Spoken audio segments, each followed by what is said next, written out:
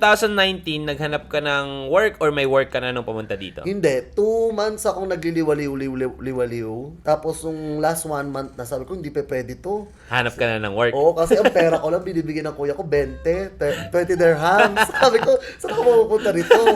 Sabi ko gano'n. Tapos may mga aali-aligid pa mga ibang lahi na Syempre gusto nila mapuputi, gusto nila mga walang balahibo sa mukha, kaya nabebetang ka.